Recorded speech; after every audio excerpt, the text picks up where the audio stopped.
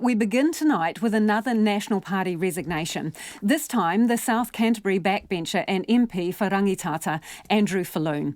An alcohol-related incident is believed to be behind his decision to step down at the September election. This is just the latest controversy for the opposition party that last week elected new leader Judith Collins. Mr Falloon's imminent resignation was announced via a media statement this afternoon, followed shortly after by one from his leader. Our political editor, Jane Patterson, joins us now. Jane, obviously this is kind of a delicate situation, but what do we know? What's going on here? Well, the first we heard of it, Lisa, as you said, we had two statements out, one from Andrew Falloon, the MP, and one from Judith Collins this afternoon. And Andrew Falloon, he actually gave some background. He didn't say what he'd done, but he gave some context, saying that recently one of his friends had committed suicide and that brought back a lot of unresolved grief. And then he went on to say that he had made mistakes and apologised to those affected. Shortly after, Judith Collins issued a statement confirming that he would step down. Now, what we understand is that he was involved in conduct that's been described to us as conduct unbecoming of an MP, and we understand that it relates to him sending indecent material to a third party, a woman who is not his wife, after he had been drinking. Now, this indecent material, we understand, was not of himself. We're not exactly sure what it was, but it was certainly bad enough that it has now forced his resignation from Parliament. Jane, do we know if it's a one-off incident? Look, at this stage, it does seem that it was on one occasion, but again, it's still not clear. The situation is quite difficult. We haven't been able to speak to Mr Falloon. We understand that he is heading down.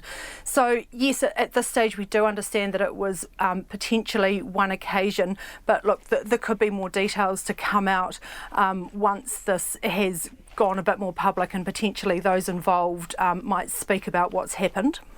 So how did this come back to the National Party leader's office? What is the trail back to the resignation today?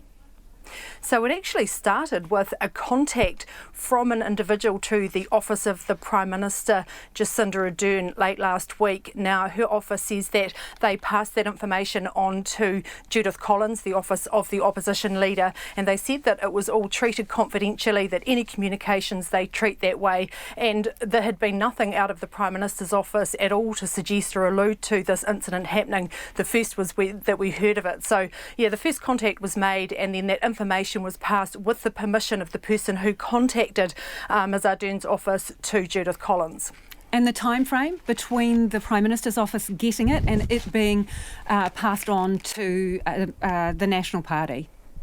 Look, I'm not sure of the actual time frame in terms of how long the Prime Minister's office had it before sending it on, but they said that it was received on late Friday afternoon and then passed on to Judith Collins. Now, we understand that Ms Collins met with Andrew Falloon early this morning at Parliament, and after that meeting they both agreed that the best thing for him to do would be to resign, and the statements came out sometime later.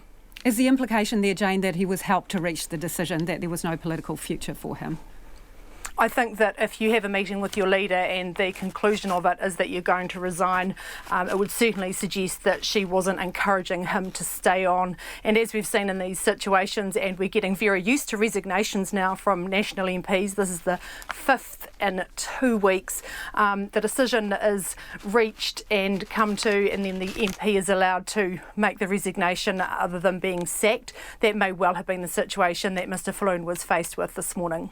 And have we heard anything from Andrew Falloon or Judith Collins directly at this point? No, not yet. So, of course, calls have been put into both of those MPs. We understand that Andrew Falloon is making his way back down home, down in the South Island, but he has not returned calls.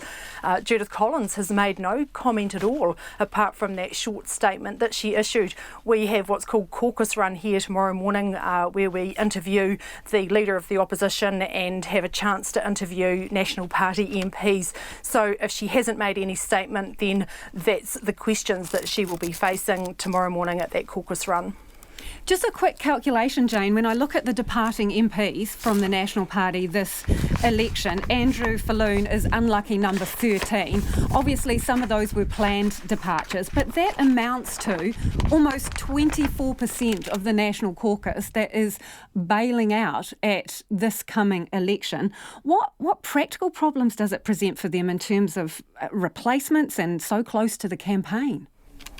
So practically the real problem is finding new candidates, and especially in Auckland Central, obviously with Nikki Kaye, an important electorate that National has held, finding someone that's going to be able to keep that. Rangitata, again, finding a candidate at such short notice for Clutha Southland, for Hamish Walker. It means that you don't have necessarily the scrutiny or the candidate that's been really brought through the ranks, and potentially the most favoured candidate. So you're going to have people running in these seats who have not had time at all to position themselves as candidates. I think past that, in the new government, it doesn't present too many problems except for the loss of experience that we've seen in the likes of Nikki Kaye and Amy Adams. And sometimes, not necessarily so much in opposition, it is actually a chance to refresh and bring in new people. But this is certainly not the way the National Party would be looking to do that.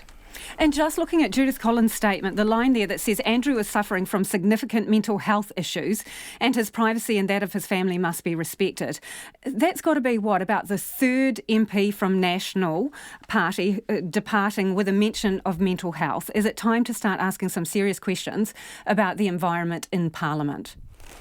Absolutely, and of course we had the Debbie Francis report recently that really painted a pretty bleak picture of life here at Parliament sometimes, and especially the pressure on MPs. Of course we had Jamie Lee Ross and then more recently Todd Muller, who left that leadership position, and now Andrew Falloon. Now of course he is going to be, I imagine, in a bad way after the end of his political career, but again, a statement today saying that because of his mental health, privacy should be respected. So there will be questions about the management of this, and also, I suppose, what the party's going to do to recover from these blows. The bad news just keeps happening for National, and as we keep saying, we are very close to a general election. They cannot afford to keep having these controversies day after day, not even week after week.